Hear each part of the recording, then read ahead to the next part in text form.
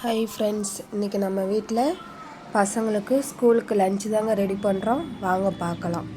Vegetable biryani, kesari, தயிர் onion, வெங்காயம், பச்சை மிளகாய், தக்காளி, புதினா, பச்சை பட்டாணி, வெஜிடபிள்ஸ், காளான் எல்லாம் நறுக்கி வச்சாச்சுங்க. வானல் சூடானதும் தேவையான அளவு எண்ணெய், பட்டை, லவங்கம், ஏலக்காய், பிரியாணி இலை எல்லாம் ஆட் பண்ணிக்கலாம். வெங்காயம், 2 பச்சை மிளகாய் போட்டு நல்லா வதக்கிக்கணுங்க. வெங்காயம் நல்லா வதங்கணும். இந்த டைமில் 2 ஸ்பூன் இஞ்சி பூண்டு பேஸ்ட் ஆட் பண்ணிக்கலாம். நல்லா பச்சை வடை போகிற அளவுக்கு நல்லா வதக்கி விட்டுக்கோங்க. வதங்கினதும் புதினா கொத்தமல்லி கொஞ்சமாக ஆட் பண்ணிக்கலாம். ஒரு வதக்கி விட்டுட்டு தக்காளி கொஞ்சமாக ஆட் பண்ணிக்கலாம். தக்காளி வதங்கிறதுக்கு லைட்டாக உப்பு போட்டுக்கலாம். நல்லா வதங்கி வரட்டுங்க. தக்காளி நல்லா வதங்கிடுச்சு. இந்த டைமில் 1 ஸ்பூன் தனி மிளகாத்தூள், பிரியாணி மசாலா கொஞ்சமாக ஆட் பண்ணிக்கலாம்.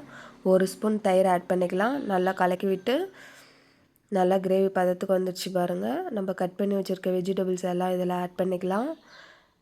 நல்லா வதக்கி விட்டு தேவையான அளவு உப்பு ஆட் பண்ணிக்கலாம். லெமன் கொஞ்சமாக புழிஞ்சு விட்டுக்கலாம். தேவையான அளவு தண்ணி ஆட் பண்ணிக்கலாம். நான் 2 கிளாஸ் ரைஸுக்கு 4 கிளாஸ் தண்ணி ஆட் பண்ணுறேங்க. இந்த டைமில் கொதி வரட்டும், மூடி வச்சிடலாம். இங்கே கேஸ் இருக்க ரெடி பண்ணிக்கலாம். 1 கிளாஸ் ரவை எடுத்து வறுத்து எடுத்து வச்சுக்கலாங்க. 1 கிளாஸ் ரவைக்கு 3 கிளாஸ் தண்ணி ஆட் பண்ணிக்கலாம். தண்ணி கொதி வரட்டுங்க. நம்ம இந்த பக்கம் பிரியாணிக்கு பார்க்கலாம். பிரியாணி தண்ணி கொதி வந்துடுச்சுங்க. நம்ம அலசி வச்ச அரிசி எடுத்து போட்டுக்கலாம். கலக்கி விட்டு நெய் 1 ஸ்பூன் ஆட் பண்ணிக்கலாம். கொதி வரட்டுங்க, மூடி வச்சிடலாம். தண்ணி கொதி வந்துச்சு. கேசரி பவுடர் கொஞ்சமாக ஆட் பண்ணிக்கலாம். ரவை எடுத்து கொட்டிக்கலாம். கலக்கி விட்டு ரவைக்கு 1 கிளாஸ் ரவைக்கு சர்க்கரை 1 கிளாஸ் ஆட் பண்ணிக்கலாங்க. ஒரு பிஞ்ச் அளவுக்கு சால்ட்டு கொஞ்சம் சேர்த்துக்கோங்க. நல்லா கலக்கி விட்டுட்டு மூடி வச்சுக்கோங்க. சிம்மில் வேகட்டும். இந்த பக்கம் நெய் ஊற்றி முந்திரி திராட்சை போட்டு தாளித்து ரெடி பண்ணி எடுத்து வச்சுக்கலாம்.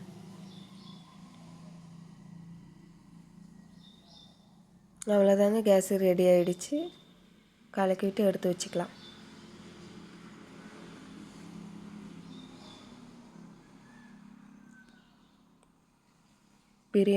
பிரியாணி ரெடி ஆகி வருதுங்க. இந்த பதத்தில்